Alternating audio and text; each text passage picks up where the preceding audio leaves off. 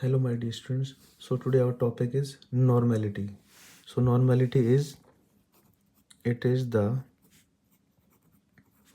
number of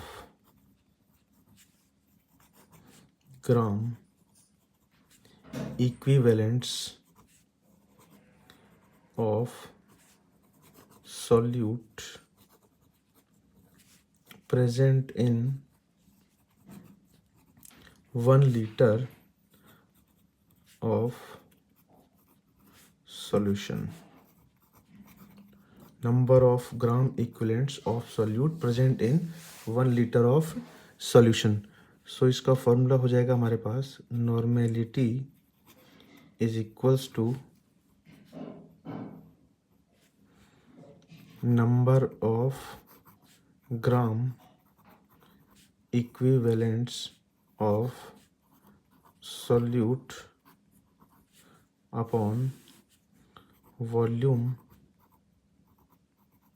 of solution in liter.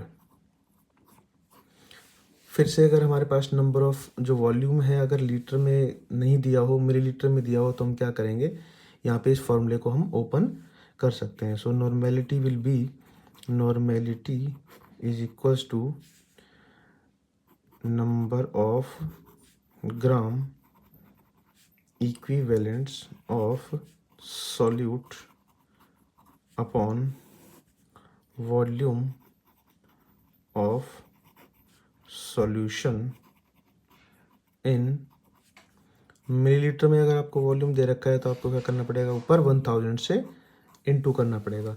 अब देखिए यहाँ पर जो number of gram equivalents of solute होता है वो हम किस तरीके से इंडिविजुअली हम कैलकुलेट करेंगे.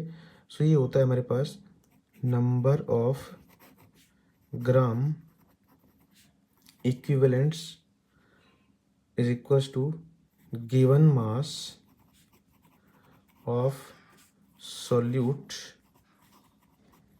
upon its equivalent mass.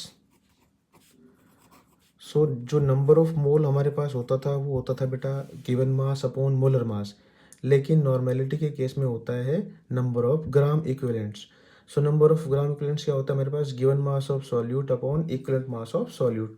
तो हमारे पास यहाँ पर सॉल्यूट की 3 टाइप हो सकती है, एसिड हो सकता है, बेस हो सकता है या फिर सॉल्ट हो सकता है. तो हमारे पास उन तीनों के लिए जो हमारा जो इक्विवेलेंट मास होगा वो क्या होता है, अलग अलग होता है. तो चलिए हम इसको 1 बाय 1 सॉल्व करते हैं. So equivalent mass of acid.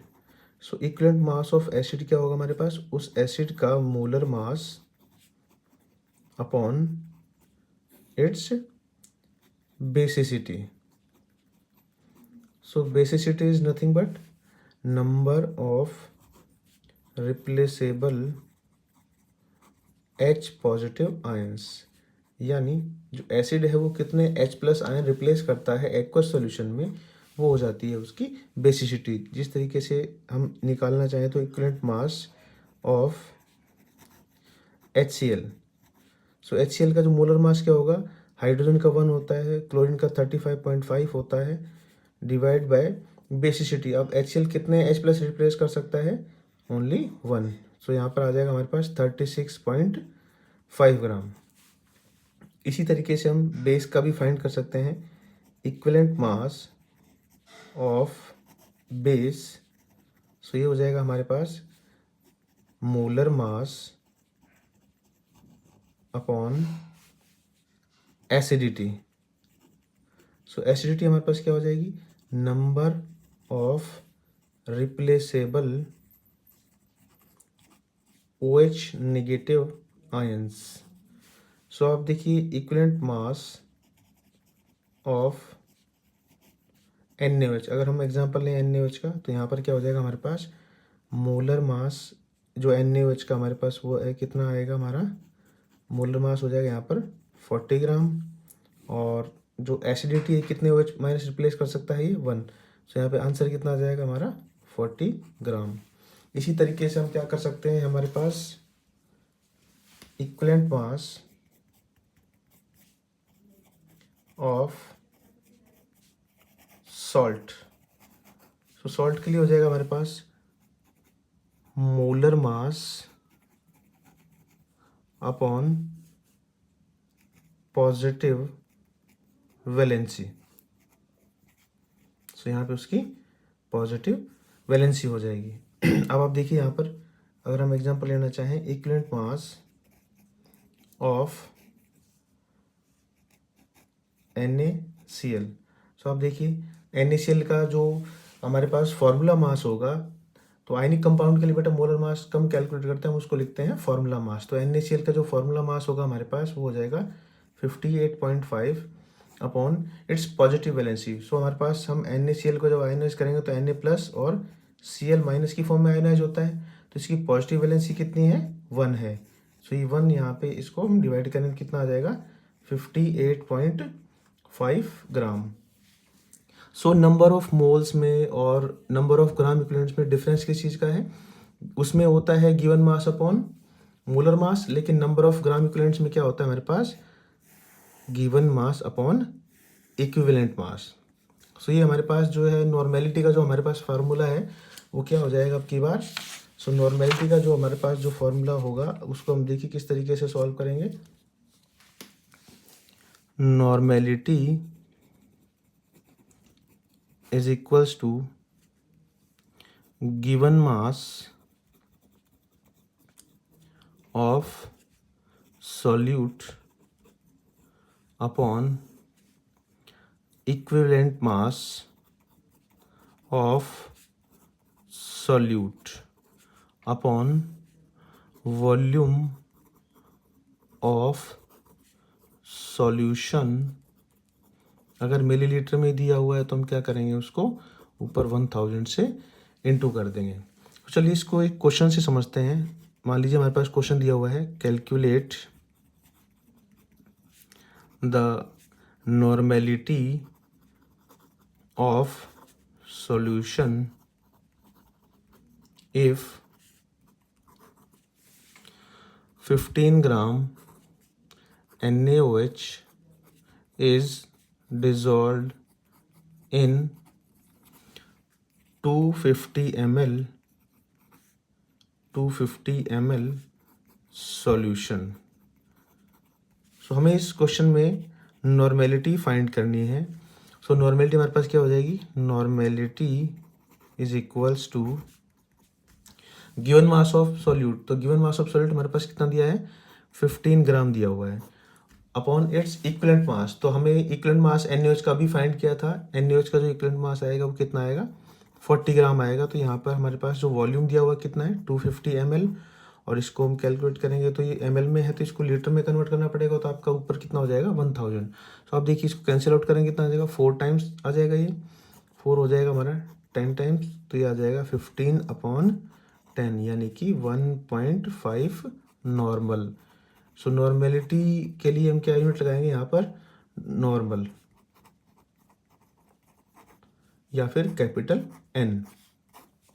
सो यहाँ पर हमारे पास क्या हो जाएगा, नॉर्मेलिटी आ जाएगी 1.5। सो हमें जो एक चीज़ बहुत इम्पोर्टेंट जो हमें याद रखनी है वो ये याद रखनी है कि हमारे पास if number of gram equivalents are given mass upon equivalent mass।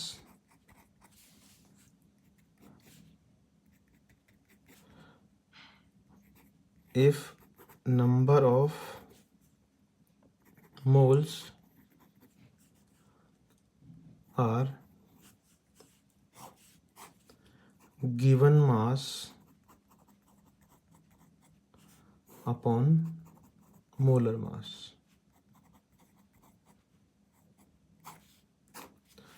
इन दोनों की वैल्यूज अगर हमारे पास सेम आ रही है, they both have same value, they both have same value, then normality and molarity will also be same। यानी हमारे पास अगर नंबर ऑफ ग्राम इक्विवेलेंट्स और नंबर ऑफ मोल्स की जो वैल्यू है अगर सेम होती है तो हमारे पास जो नॉर्मेलिटी है और मोलैरिटी है वो क्या हो जाती है, वो भी सेम हो जाती है।